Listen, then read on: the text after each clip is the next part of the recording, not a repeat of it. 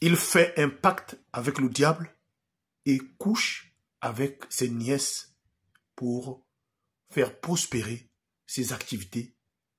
Histoire mystique, la team HPH. Cette histoire que j'aimerais vous raconter, ça se passe au Gabon, il y a quelques années de cela, la team HPH. C'est l'histoire d'un homme qui rêvait d'être très riche. Et cet homme-là, il était impatient. Il voulait avoir des richesses, il voulait tout avoir. Alors à cette époque-là, il avait une petite activité, voilà, où il vendait dans un marché à Libreville. Il s'est démené de gauche à droite. Voilà un jour où il va être contacté par un vieux ami à lui qui va lui dire, au lieu de rester ici pour vendre les choses que tu es en train de vendre là, tu ne pourras jamais devenir quelqu'un dans cette ville, dans ce pays-là. Pour que tu deviens vraiment riche, il faut que tu fasses quelque chose. Alors, lui, comme il était à la recherche de la richesse, il y a des années de cela, en écoutant son ami, son vieux ami, il décide donc de le suivre. Et ce dernier-là était aussi à cette époque-là un homme vachement riche et qu'il invite dans leur secte là-bas, au Cameroun. Il finit par rejoindre la loge, donc, et là-bas, par la suite, il signe un pacte. Et dans ce pacte-là, on lui oblige de coucher avec ses nièces. Dans sa famille, il avait pratiquement près de 7 sœurs. Voilà. Ces sœurs-là avaient des enfants.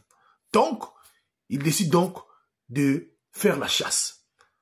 Quand il avait commencé à avoir de l'argent, son activité marchait, voilà comment ce fameux homme décide de prendre soin des enfants de ses sœurs.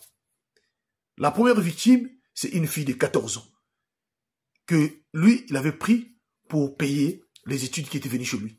À chaque fois, quand il arrivait à droguer ces jeunes filles et à sortir avec eux. Quand cela se passait, quelques mois plus tard, cette jeune fille de 14 ans finit par tomber malade et malgré le traitement et tout ce qu'on pouvait faire, elle finit par mourir, la team HPH. Cela s'en est suivi à d'autres, vraiment, jeunes filles de sa famille. À tel point donné, ses sœurs, ses frères, tout le monde commence maintenant à parler que lui, il pouvait savoir ce qui s'est passé dans leur famille. Pourquoi les enfants étaient en train de mourir.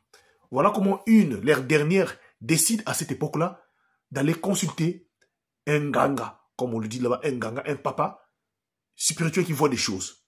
C'est quand leur dernière va consulter ce ganga-là, et ce ganga-là, après avoir fait des rituels, il finit par avoir, dans ces rituels, avoir leur frère aîné, donc, qui était là, en train, au fait, c'est lui qui était à l'origine, en train de sacrifier toutes les nièces, les décès de la famille, c'était leur frère aîné. Cette dernière-là, dépassée, décide donc de parler à ses frères et sœurs et tout ce monde-là. Aucune personne ne pouvait croire. Et elle décide de confronter tout le monde et d'appeler le Ngangala de venir un dimanche où ils ont organisé une réunion de famille où aussi leur frère aîné était venu en ne sachant pas ce qui lui attendait sur place. Quand il a arrivé sur place, le Nganga était là et le Nganga a commencé à faire le rituel et il a fait. Le Nganga a pris un balai, il a déposé. Il dit que la personne, je connais, j'ai vu dans mes images ici là, c'est un tel qui fait cela. Leur grand frère était là sur place, fâché, il a failli se lever pour sortir. Mais le Nganga lui dit, tu ne peux pas sortir hors de cette parcelle-là, puisque en rentrant ici là, j'ai mis quelque chose. Si tu sors, tant pis pour toi. Si tu es plus fort, tu peux sortir. Voilà comment leur grand frère était resté là. Il demande à tout le monde de passer, de venir toucher ce balai-là. Chaque personne passait, toucher ce balai-là. Arrivé le tour de leur grand frère, ce dernier refuse catégoriquement de toucher. Et toute la famille le regardait. Tout le monde a fait la pression à ce dernier de toucher, en ne sachant pas quoi faire. Au lieu de confesser, il finit par toucher lui aussi le balai. Et subitement devant tout le monde, ce monsieur est tombé sur place là, paralysé.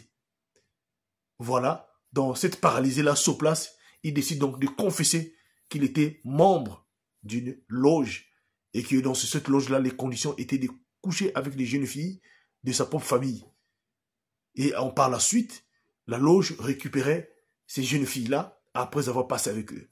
Voilà comment beaucoup de gens, avec de l'argent facile, c'est qui entraînent. Mais j'aimerais vous dire une chose à travers cette histoire-là. L'argent obtenu à travers le sang finit toujours par réclamer le propriétaire lui-même. Si aujourd'hui, là, vous gagnez votre argent en utilisant le sang des gens, le jour viendra, c'est votre sang qui sera donné à la place. Alors faites attention. Soyez patient, attendez le temps de Dieu. Sur cette terre-là, chaque chose a son temps. Voilà. Chaque chose a son temps. Et vient par rapport aussi au moment opportun. Soyez patient, travaillez. Que Dieu nous bénisse. Partagez-moi cette histoire-là. C'est HPH, l'homme à plusieurs histoires. Je vous remercie.